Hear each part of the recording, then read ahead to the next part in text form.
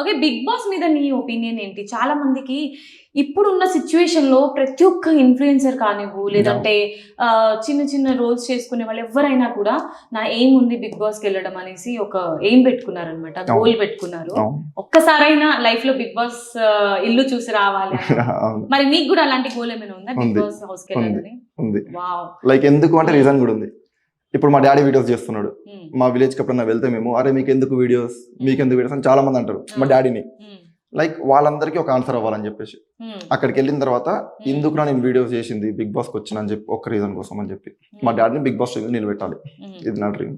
Okay. So Virat, ఇప్పుడు social media journey ఎలా ఉంది నీకు? లైక్ నువ్వు అనుకున్నంత పర్ఫెక్ట్ గా ఉందా అవుట్పుట్ అదంతా? లేదు 50-50. లైక్ కొంతమంది పాజిటివ్ ఉంటారు, కొంతమంది నెగిటివ్ ఉంటారు. మనం జస్ట్ మన వర్క్ మనం చేసుకుంటూ వెళ్ళిపోవాలంటే అవి పట్టించుకుంటే మనం గ్రో అవ్వలేము. సో సోషల్ మీడియా ప్రమోషన్స్ వల్ల మస్తు అర్న్ చేస్తున్నావు అంట నువ్వు. 4 to 5 lakhs మంత్లీ. అంత లేదు. ఓకే, ఒక ఇన్కమ్ అయితే వస్తుంది. ఓకే, సెటిల్ మంచిగా ఉంది అంటే ఇన్స్టాగ్రామ్ నుంచి ఎర్న్ చేసేది ఎక్కువ ఉంటుందా, లేదంటే నీకు యూట్యూబ్ నుంచి వచ్చే ఎర్నింగ్స్? యూట్యూబ్ నుంచి బాగుంటుంది.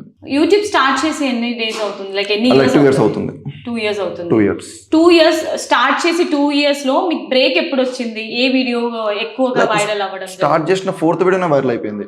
లైక్ ఒక ట్రాన్స్జెండర్ తో చేసిన ఒకటి, వాళ్ళని కూడా సేమ్ మా డానీలో అయితే ఇరిటేట్ చేస్తున్నా వాళ్ళంతా ఇరిటేట్ చేసిన, అది బాగా వైరల్ అయిపోయింది. మరి ట్రాన్స్జెండర్ అంటే వాళ్ళు చాలా ఇరిటేట్ అవుతారు. ఇప్పుడు ఫాదర్ కాబట్టి మీకు సపోర్ట్ చేస్తారు, ట్రాన్స్జెండర్ అంటే ఇరిటేట్ అవుతారు. వాళ్ళు కూడా చాలా ఇరిటేట్ అయ్యారు.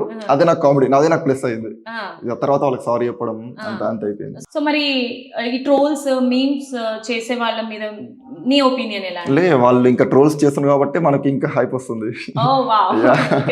వాళ్ళు చేయాలి, ఇంకా ట్రోల్స్ చేయాలి వాళ్ళు. అంటే చాలా మంది ట్రోల్స్ మీమ్స్ అది చూసి హర్ట్ అవ్వడం జరుగుతుంది బాగా. అంటే వాళ్ళకి సాటిస్ఫాక్షన్ ఉండదు, హర్ట్ అవుతారు చాలా మంది, వాళ్ళ మనోభావాలు దెబ్బతిన్నాయి అని అంటారు కదా. మరి నీకు అలా అనిపించింది? నాకైతే ఇంతవరకు రియల్లీ హ్యాపీయా?